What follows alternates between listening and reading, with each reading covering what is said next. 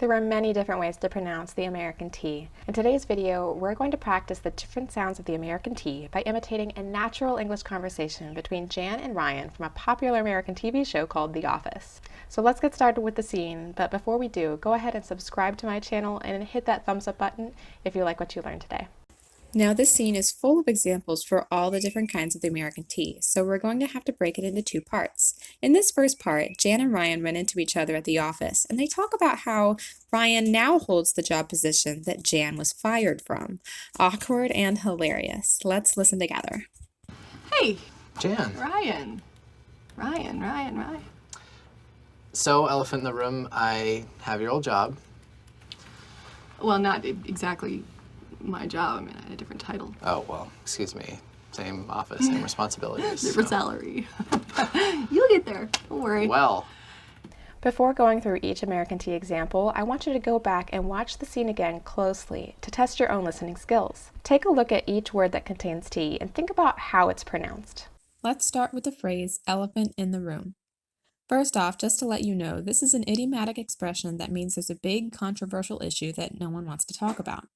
Of course, Ryan does, probably because he's pretty pleased with himself. The interesting thing about this phrase is the glottalization of the T here in elephant. So, elephant in the room, elephant in the room. Normally this would be a stop T, but because there's an additional N right after, it gets glottalized, just like the sound you hear in button or curtain. Elephant in, elephant in.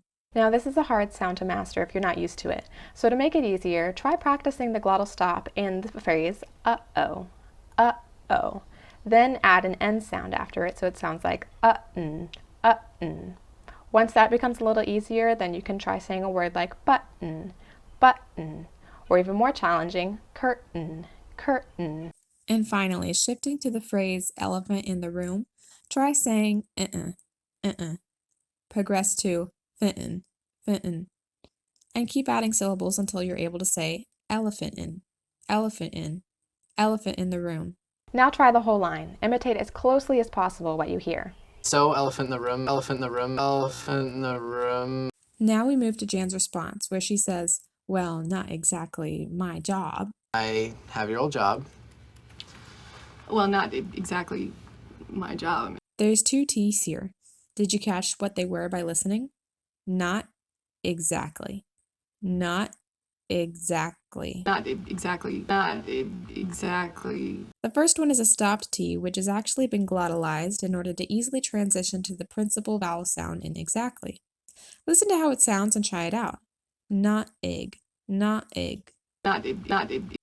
Next, in this word exactly, you can see that in this three-consonant cluster, the T in the middle gets dropped completely. It's very common in consonant clusters to drop the T or D sound in the middle. It should sound like exactly, exactly, exactly. Not exactly. Just like you practiced the glottal stop in the phrase elephant in the room, go ahead and practice the glottal stop in the dropped T here as well. Not egg, not egg, not exactly my job. Next up, Jan says, I had a different title. I had a different title. In this case, the final T at the end of different and the principal T at the beginning of title are joined together to create one single T sound. She's not saying t here. It's not different title. The T's are joined together for a strong, true T at the beginning of title. Try it out. Different title, different title. Different title, different title. And lastly, this final T here at the end, being between a vowel sound and an L sound, turns into a flap T. Title, title, title. Try it out. So in this next part, Ryan says same office, same responsibilities, in order to emphasize the fact that he did take Jan's job. He's not uncomfortable discussing this elephant in the room at all, is he? Can you spot the T and identify which one it is? Excuse me. Same office, same responsibilities. Because this T is unstressed and falls between two vowel sounds, it turns into a flap T. Ability, ability, responsibility. Try it out yourself. Now try the whole line. Same office, same responsibilities. Same office, same responsibilities. Next we have Jan trying to regain some authority in the conversation by saying, different salary, but you'll get there. She was much more experienced than Ryan is, so it does make sense that he's making a lower salary than she was. To challenge your listening skills, I encourage you to try and figure out by yourself what kind of American T each of these words have before moving on. Let's start with different salary. Because we're connecting the words together as we often do in connected speech, we end up with this 3-consonant cluster, NTS, and end up dropping the T in the middle. It sounds like different salary, different salary. Try it out. Different salary, different salary. Then Jan says, but you'll get there. You'll get there. We have another stop T in this word but. Try it out. But. And then the stop T at the end of get is joined to the TH sound in order to connect the words together. So it sounds like get there, get there, get there. You'll get there. Make sure you don't release the T. That would sound like get there. And then we lose the connection between those two words. Practice get there, get there. You'll get there. You'll get there.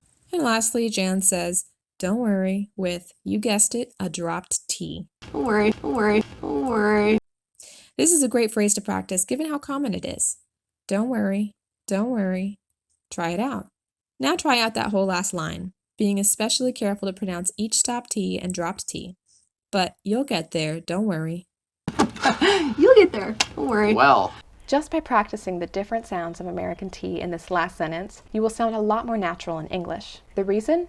Each American T used creates a smooth transition between words so that instead of sounding choppy, you now have connected speech. And it's connected speech that helps you sound natural in English. Subscribe to my channel to be notified for part 2 of this awkward conversation between Jan and Ryan. And while you're at it, hit that thumbs up button if you like what you learned today. As always, best wishes and good luck practicing your American accent.